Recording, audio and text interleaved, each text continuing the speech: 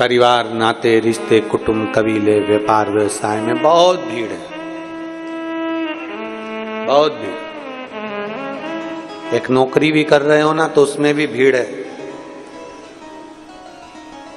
सब लगे हैं आपका पांव खींचकर पीछे करने में और खुद आगे बढ़ने। एक एजेंसी चला रहे हो या नौकरी कर रहे हो या दुकान कर रहे हो, चाहे किराने की करो, चाहे कपड़ा की करो, चाहे पान की करो, चाहे पानी की करो, उसमें भी बहुत भीड़ है। उसमें अपन को निकलना है आगे।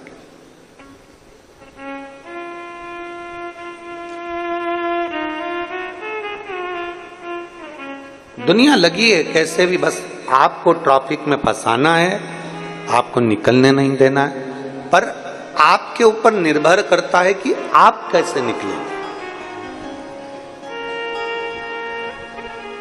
ये आपके ऊपर निर्भर करता है कि आप कैसे बाहर निकले। जीते जी तो कोई आपको रास्ता नहीं देगा, मरने के बाद जरूर रास्ता दे देंगे, पर जीते जी का गारंटी। अपना रास्ता अपने को बनाना है, अपने को अपना स्वयं आगे बढ़ते चले जाना है, अपना रास्ता बनाते हुए आगे आगे निकलते हुए चले।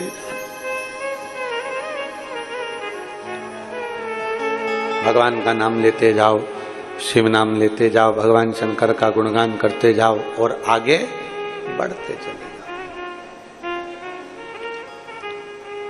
एक कथा बड़ी सुंदर आती है। पूरे मानव देह में, पूरे मानव के शरीर में अगर हमारे भीतर ये शिव भक्ति है, हमारे भीतर भगवान शंकर का गुणगान हम कर रहे हैं, हम भगवान शिव की अविरल भक्ति में डूबे हुए हैं, भगवान शंकर का नाम जाप कर रहे हैं, या भगवान शिव को एक लोटा जल चढ़ा रहे हैं, ये हमारा आज का पुण्य नहीं है, ये हमारे पूर्व का कोई अच्छा कर्म हुआ होगा। तो शंकर भगवान ने अपने देवालय, शिवालय और कथा तक हमको बुला लिया। जैसे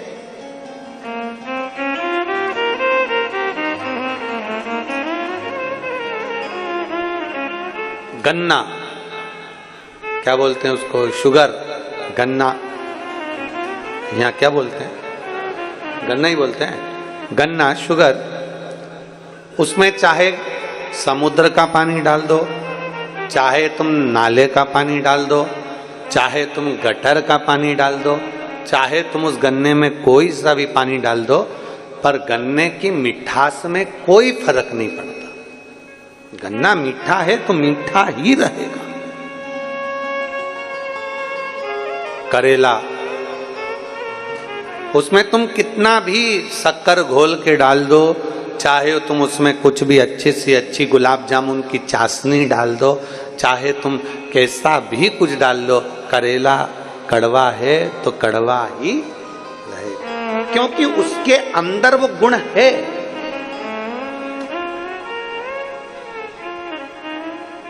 उसके अंदर वो भरा हुआ है।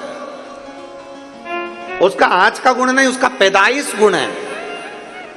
अब गन्ना किसी भी पानी को डालो पर वो मिठास कम नहीं करता, करेला में कैसा भी पानी डालो पर वो कड़वाहट कम नहीं करता।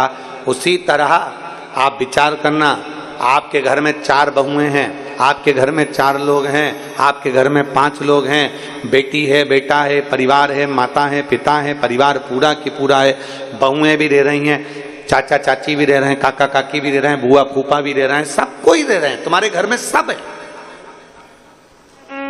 पर जरूरी नहीं कि सबका मन शिव में लग जाए, पर जरूरी नहीं कि सबका मन भगवान में लग जाए।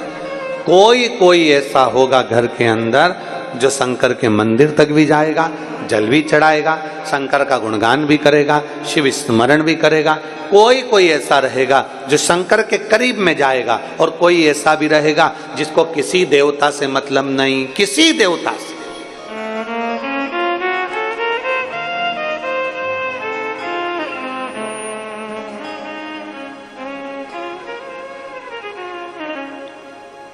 छत्तीसगढ़ में आप एक बदलाव जरूर देखे होंगे। छत्तीसगढ़ का एक बदलाव आपने जरूर देखा होगा कि छत्तीसगढ़ में जितना तेजी से धर्म बदला जा रहा था, शिव महापुराण की कथाओं के बाद में वो धर्म बदलना बंद हो गया, धर्मांतरण बंद हो गया। छोटे छोटे गांवों में लोग, कोई मंदिर नहीं, कोई शिवालय नहीं, कोई देवालय नहीं, लोगों ने कह दिया था मंदिर मत जाओ, देवालय मत जाओ, शिवालय मत जाओ। छोटे छोटे गांवों के लोग, साधारण सीधे से लोग दूसरी जगह पर चले जाने लगे। फिर धीरे धीरे धीरे धीरे बदलते चले गए, बदलते। उनका नाम नहीं बदला, उनका आईडी प्रूफ नहीं बदला, नाम वही है, आईडी प्रूफ वही है, पर धर्म चेंज कर लिया उन्होंने। क्योंकि अगर नाम बदल लेंगे तो सरकार द्वारा प्राप्त होने वाली जो सुविधाएं वो नहीं मिलेगी। तो धर्म बदला पर उन्होंने नाम नहीं बदला। और अब धीरे धीरे धीरे धीरे देवाधिदेव महादेव ने ऐसी कृपा कर दी कि ये शंकर की कथा छोटे छोटे ग्रामीण क्षेत्र के लोग भी सुनते हैं। तो उस छोटे से गांव में पहले शंकर का मंदिर नहीं था, पर अब गांव गांव में शंकर का शिवालय विराजमान हो गया। लोग जल चढ़ाना प्रारंभ कर, शंकर भगवान को लोग जल चढ़ा रहे हैं। गन्ना, करेला, शुगर, जो गन्ना होता है उसमें कैसा भी पानी दो पर वो अपने अंदर के गुण को नहीं भूलता। करेले को कैसा भी पानी दो पर वो अपने अंदर के गुण को नहीं भूलता। शिवपुराण कहती है, अगर आप शंकर के शिवालय तक जा रहे हैं, घर का और कोई व्यक्ति नहीं जा रहा, पति को रुचि नहीं है, बुआ को रुचि नहीं है, और घर की बहू लोटा भर के जल उठाई, सिर पे पल्लू लिया, चल दी। घर की माँ, घर का पुरुष, कई कई घर के पुरुषों को भी मंदिर में मन लगा रहता है, चले जाते हैं, उसकी पत्नी का मन नहीं लगता। सब बराबर थोड़ी ना होते। पति का मन लगता है तो कभी पत्नी का नहीं लगता, कहीं पत्नी का लगता है तो पति का नहीं लगता, कहीं बेटे का लगे तो बहू का नहीं लगे, बहू का लगे तो बेटे का नहीं लगे, कहीं कहीं बेटी का मन नहीं लगता, दामाद का मन नहीं लगता। तो ऐसा सब चलता रहता है। पूरे 5 उंगलियां जैसे बराबर नहीं, उसी तरह घर में रहने वाले सब बराबर नहीं हैं।